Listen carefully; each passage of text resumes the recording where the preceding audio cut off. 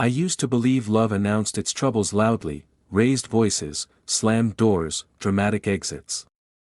I didn't know it could also arrive quietly, wearing the disguise of routine. When Lucas and I first moved in together, our apartment felt like a promise. Mornings were slow and deliberate, evenings full of shared meals and easy laughter. We knew each other's rhythms. Or at least, I thought we did. Over time, the rhythms changed. Lucas started coming home later, his keys quieter in the lock, as if he were practicing not to be noticed. Our conversations thinned out, replaced by nods and half-smiles. He scrolled through his phone with a concentration that felt private, guarded.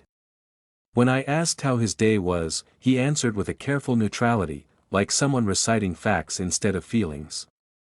I told myself it was work stress. I told myself not to be suspicious of the person I loved. Still, small details began to bother me.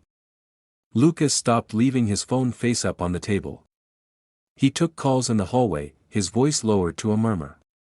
At night, he lay awake long after I fell asleep, or pretended to. I noticed the space between us growing, not physically but emotionally, as if an invisible wall had been built one brick at a time that I tried to close that distance. I planned dinners, suggested walks, asked questions that invited honesty. Lucas responded politely, even kindly, but never fully. His affection felt measured, as though he were rationing it. I wondered if I had done something wrong, replaying conversations in my head, searching for the moment where I might have failed him. Loving someone has a way of turning you into your own harshest critic. The afternoon everything shifted arrived without warning. I came home earlier than usual, carrying groceries and a list of ordinary concerns. The apartment was quiet. Lucas's shoes were by the door, which surprised me. I called his name, expecting an answer from the kitchen or the bedroom. None came.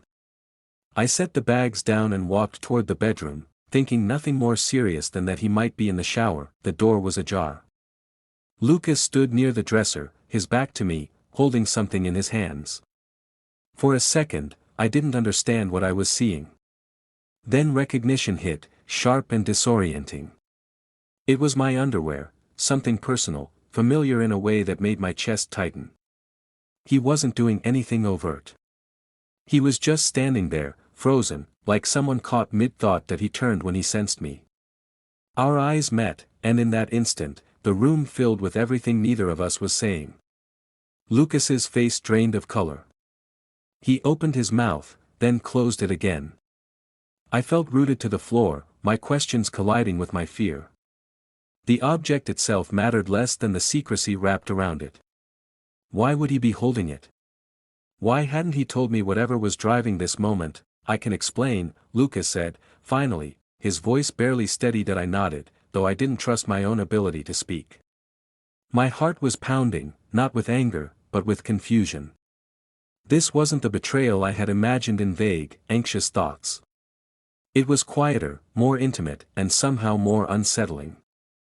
I wanted clarity, yet I was afraid of what clarity might cost. Lucas placed the underwear back in the drawer, as if that simple act could restore order. He looked at me with an expression I couldn't read, part guilt, part fear, part something else entirely.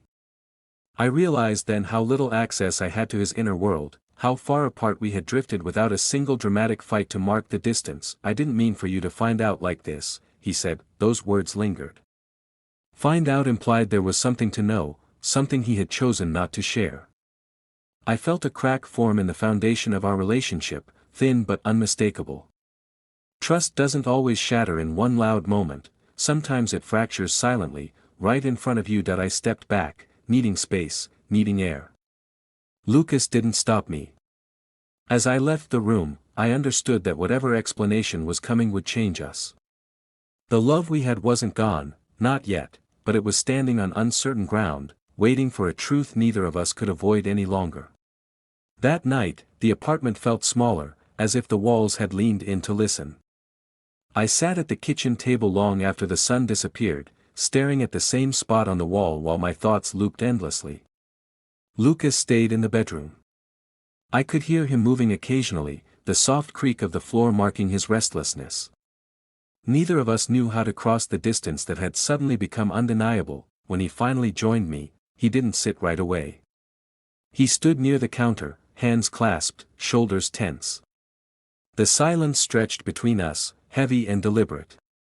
I realized then that silence could be a decision, one that protected the truth until it was ready to be spoken. "Ethan," Lucas said quietly, using my name the way he did when something mattered. "I owe you honesty." I looked up at him, steadying myself. "I don't want excuses," I replied. "I just want to understand." He nodded, as if grateful for the boundary. Lucas pulled out a chair and sat across from me, keeping a careful distance. His eyes didn't leave mine, but they were filled with conflict, like someone preparing to confess a weakness he'd hidden too long. "It didn't start the way you think," he began. "There was no plan. No intention to hurt you." I didn't interrupt. I had learned that some truths need space to unfold. Lucas told me about Daniel, someone from work, someone who had listened when Lucas felt unheard. Their conversations began harmlessly, he said, about deadlines and shared frustrations. Over time, they shifted into something more personal. Daniel asked questions Lucas hadn't realized he wanted to answer. Compliments replaced complaints. Emotional attention filled a space Lucas hadn't admitted was empty. "I never touched him," Lucas said quickly, as if bracing for judgment. "But I crossed a line. I know that." The words landed with weight. Emotional betrayal still counted as betrayal.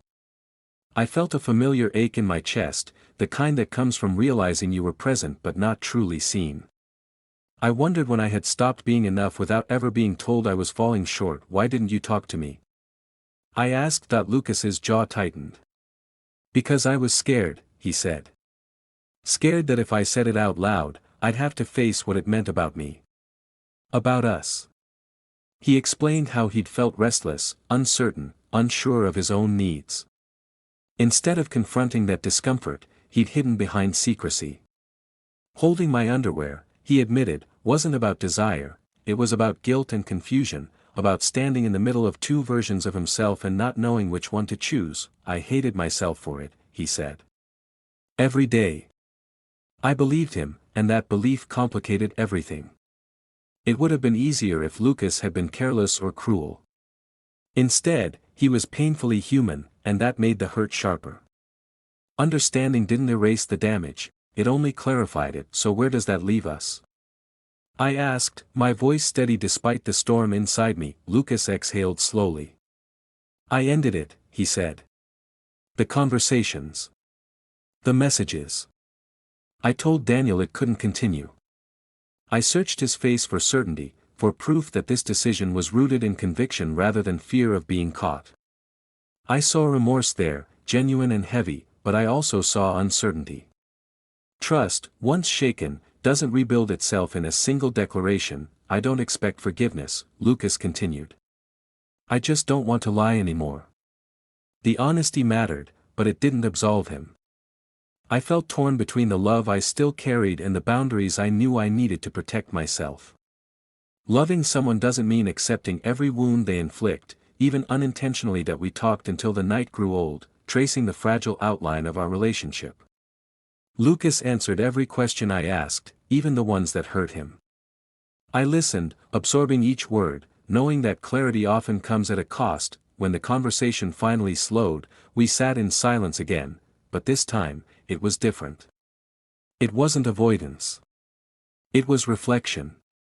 The truth was out in the open, exposed and uncomfortable, demanding a response. As Lucas went back to the bedroom, I stayed where I was. I understood that love had brought us to this moment, but choice would determine what came next. The confession hadn't ended our story. It had only revealed the crossroads ahead, and I wasn't yet sure which path I was strong enough to take.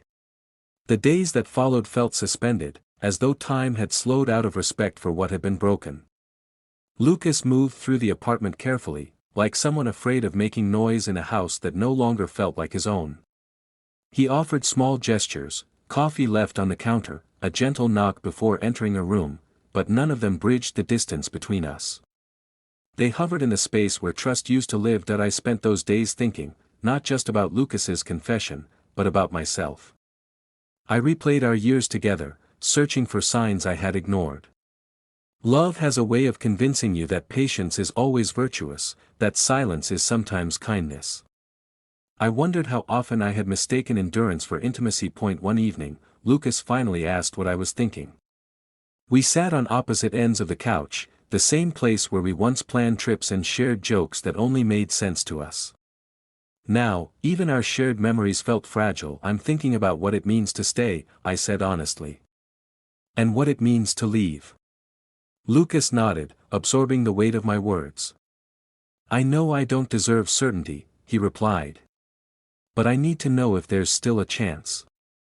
His question wasn't a demand. It was an acknowledgement of consequence. That mattered more than any apology. I looked at him and realized something painful but necessary: love alone wasn't enough to guarantee safety. Without trust, affection becomes a risk. I still care about you, I said. But caring doesn't erase what happened. Lucas leaned forward, elbows on his knees. I'm willing to do the work, he said. Whatever that looks like. I believed his intention, but intention wasn't the same as repair. I needed space to decide who I was becoming in the wake of this truth. Staying out of fear would only teach us both the wrong lesson. That night, I slept alone. Not because Lucas asked me to, but because I chose to. In the quiet, I felt grief rise and fall like a tide. Ending something doesn't always require anger. Sometimes it's an act of respect, for yourself and for the love you once shared. The next morning, I told Lucas my decision. My voice didn't shake, though my hands did. I need time apart, I said. Not to punish you, but to listen to myself. Lucas closed his eyes briefly, then nodded. I understand, he said. And for the first time since the confession, his acceptance felt unguarded. He packed a bag slowly, deliberately, as if acknowledging each item carried history. When he stood at the door, we shared a quiet look, one filled with gratitude and regret in equal measure. He didn't promise to wait. I didn't ask him to. We both knew that healing doesn't thrive on conditions. After he left, the apartment echoed with absence. Yet beneath the loneliness, there was clarity. I realized that choosing myself wasn't a rejection of love, it was an affirmation of it. I deserved honesty without having to ask for it. I deserved connection without doubt shadowing every moment. Weeks later, I ran into Lucas by chance. We spoke briefly, kindly. He looked steadier, more grounded. So did I. There was no dramatic reunion, no final declaration. Just two people acknowledging that what we shared had shaped us. Even as it ended, I walked away from that meeting lighter than I expected. Love had taught me many things, but this was the most important: betrayal doesn't define you unless you let it. Growth begins when you choose truth over comfort, even when it hurts. Our story didn't end with forgiveness or bitterness. It ended with understanding, and the quiet strength that comes from knowing you honored yourself when it mattered most. Time didn't rush to heal me. It moved at its own deliberate pace. After Lucas left, the apartment became a mirror, reflecting parts of myself I had neglected. I rearranged small things, bookshelves, picture frames, habits, less to change the space and more to understand it. Every adjustment felt like a quiet assertion: I was still here, still whole, even if the shape of my life had shifted. I began to notice how my days sounded without the constant hum of uncertainty. Mornings were clearer. I woke without bracing myself for half-truths or guarded glances. In that clarity, I felt grief, yes, but also relief. It surprised me. Relief isn't the absence of pain, it's the absence of confusion. Lucas and I didn't speak for a while. When we did, it was intentional and brief. We shared updates without reopening wounds. He told me he'd started therapy, not as a performance, but as a commitment. I listened without attachment. Growth, I learned, is something you witness without claiming ownership over it. I focused on rebuilding trust where it mattered most, with myself. I took long walks after work, letting the city's rhythm remind me that life continued beyond heartbreak. I reached out to friends I'd grown distant from, people who knew me before my identity had become entwined with someone else's needs.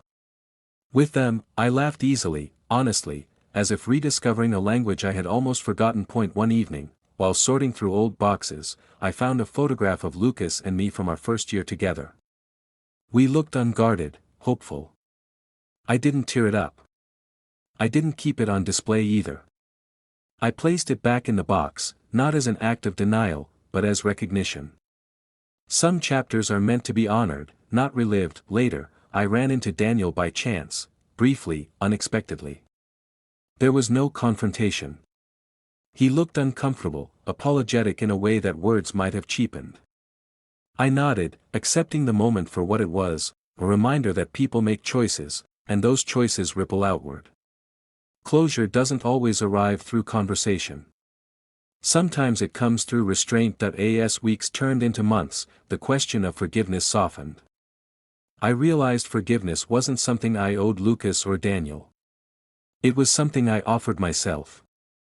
Forgiveness meant releasing the urge to replay the past, to imagine different outcomes. It meant allowing the story to be exactly what it was, imperfect, painful, and instructive. One night, Lucas and I spoke again, this time with ease. He thanked me for my honesty, for refusing to stay in a version of love that would have diminished us both.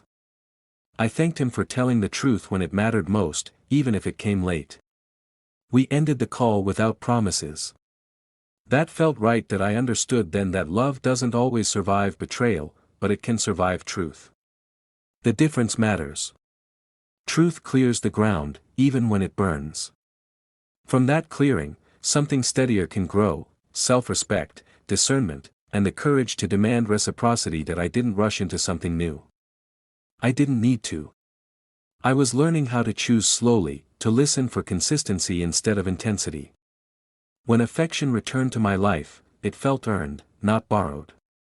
It arrived without secrecy, without the need to be proven. Looking back, I no longer fixate on the moment I found Lucas holding my underwear. That image has lost its power. What remains is the confession that followed, and the choice it forced me to make. That choice changed everything, not because it ended a relationship, but because it began a more honest one with myself. This isn't a story about shame or scandal. It's a story about boundaries, about the quiet bravery it takes to walk away from what you love when it can't love you back the same way. And if there's a next chapter, and I believe there is, it will be written with intention, clarity, and a heart that knows its worth.